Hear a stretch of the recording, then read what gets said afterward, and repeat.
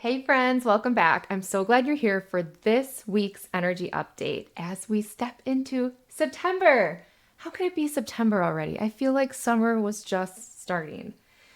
There are a lot of energies at play right now, and this week ends with a powerful full moon lunar eclipse in Pisces on Sunday, which is also my daughter's birthday. And I just feel like this is going to be one hell of a fun week. So I hope you are feeling that way too. We're in a time right now, energetically, of acceleration and clarity is coming for us. And the themes coming through this week are about intuition, breakthroughs, and change. So let's break down what this means for you. From now until Sunday, we have the channel of the brainwave lit up in the sky. That is gate 20 in the throat center going to gate 57 in the spleen center. And this energy is about spontaneous intuition. It's about gate 20 really being in the present moment, no matter what you're doing at any time of the day. And then gate 57, receiving that intuitive hit from your spleen. How that comes may be in just like a ping, a quick flash of knowing, a sudden message, or a sign like an angel number, something like that, something that kind of hits you when you see something and you have an intuitive knowing. That is the 20 to 57 energy at work. This energy is available for all of us this week. So, how do you take advantage of that? Be present in every moment and know that the reason gate 20 is lit up is because Uranus, the planet of sometimes surprise and shock and changing things up, is in that gate of being present. So the more present you can be, the more you can allow this eclipse energy on Sunday, which is changing something in your life, whether it's for the good or the bad or however you perceive it. Change is coming. So as we lead up to Sunday, we have this ability to really, really listen to those quiet little nudges, those intuitive hits, the message from your guides that comes only once, the conversation you have on a phone with a friend, and for whatever reason, that topic of the convo makes you like have an aha moment. That is 2057 at play. That is the channel of the brainwave, and it could be the very breadcrumb that shifts your path. Okay, so let's talk about the full moon lunar eclipse in Pisces. It is happening on September 7th, about midday in the northern hemisphere, and it's at 15 degrees of Pisces. And the sun is opposite of that in Virgo.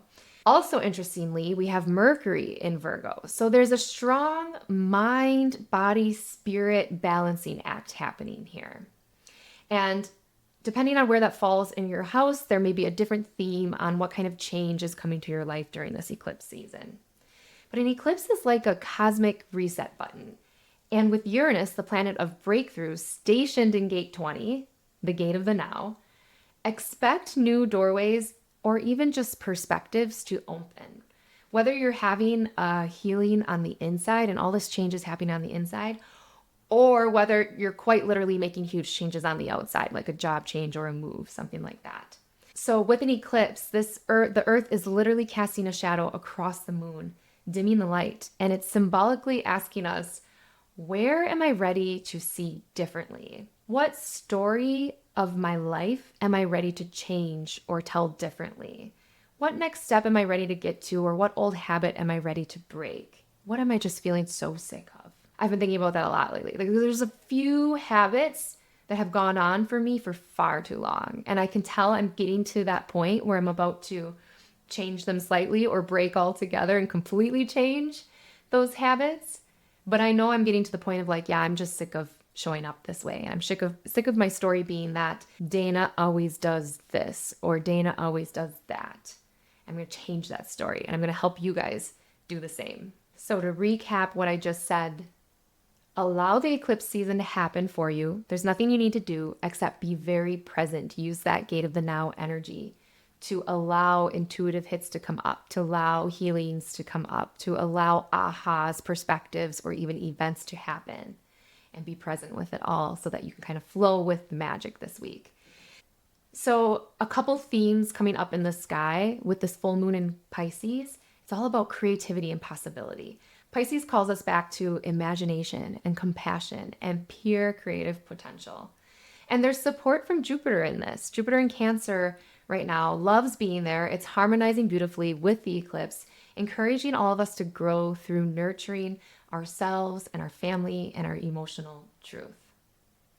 There's another channel this week that's being lit up, and that is from September 3rd to September 10th. We've got the 6447 from the head to the ajna, the channel of abstraction. This channel is called a design of mental activity mixed with clarity. So you may feel like your mind is running a little extra busy this week and processing, remembering, even pulling fragments from your dreams or past experiences.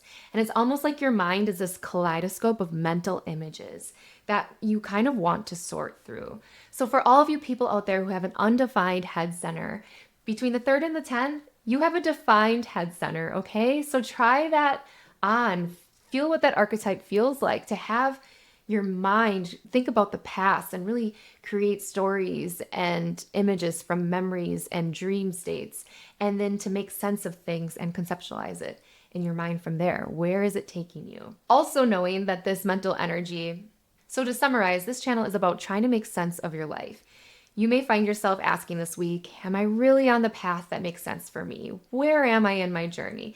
Is it time for an adjustment? Am I really expressing myself authentically, or am I doing the 5-step plan that somebody else gave me? And when you do arrive at your truth, it can create dramatic change because the realization of that truth is the start, and it's so profound. The gift of this channel is that it lands on breakthrough realizations. And these breakthrough realizations are not just for you, but to share with the collective. And here's the thing, it never happens on demand. You can't be like, all right, 6447, let's do this. Your mind will actually play with 1,000 different possibilities. And then clarity shows up in these mysterious, unplanned moments.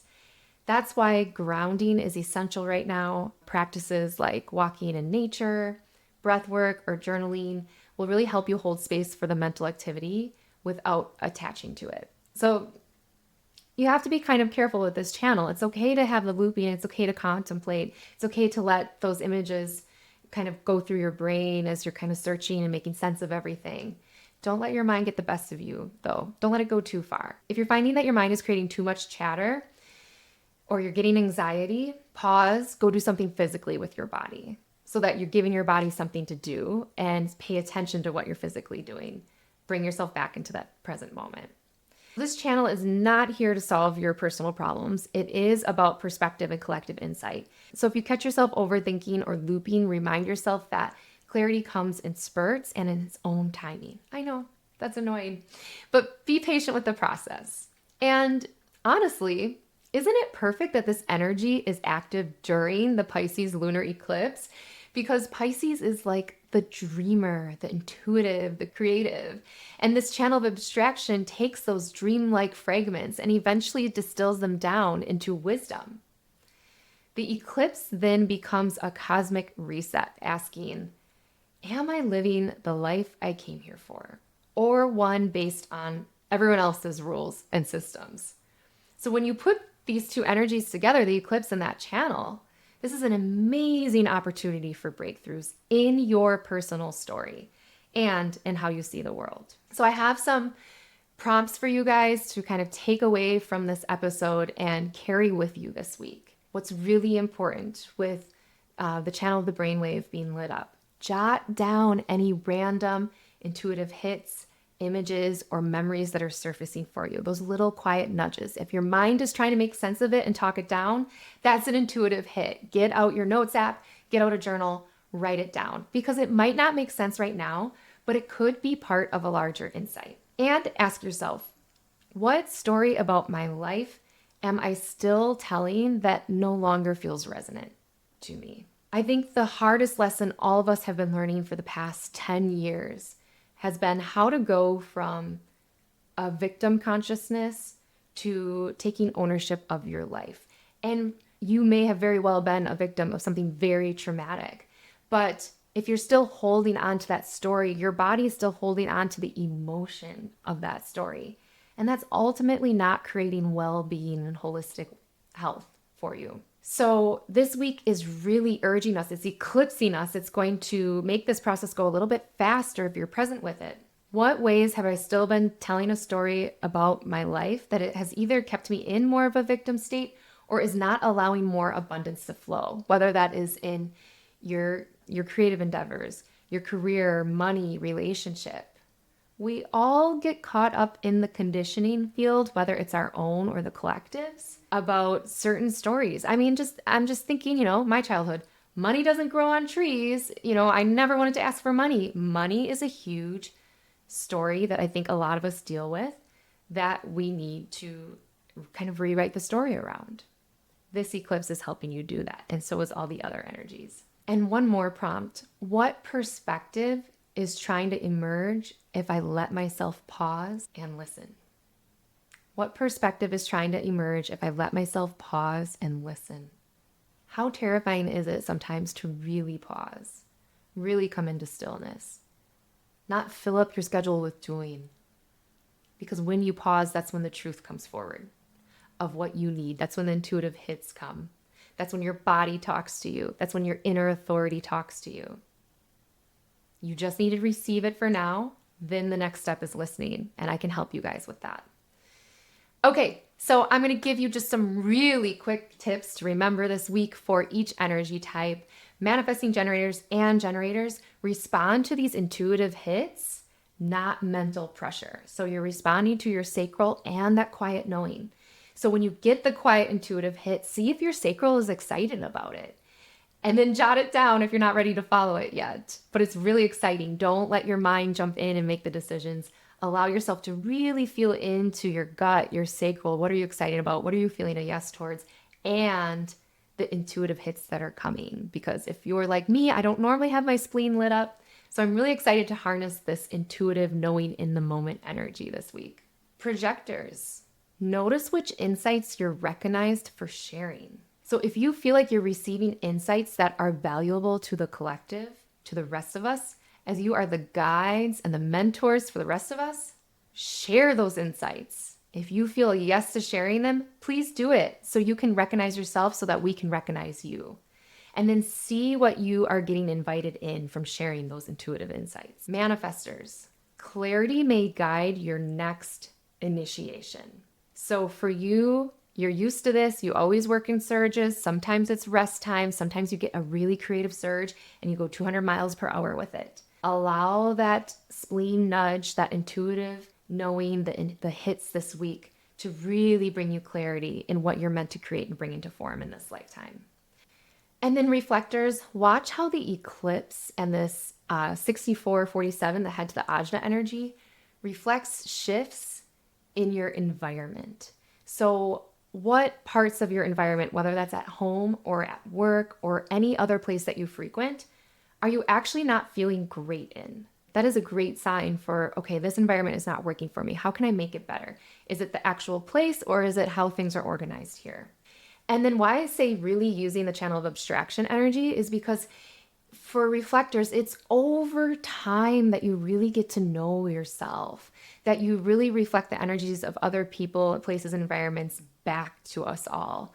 And in that, whatever stays consistent for you over time is you at your core. So just really allowing your past memories of how things going, how you've written your story, to allow for you to maybe rewrite your story in a different way. Yeah.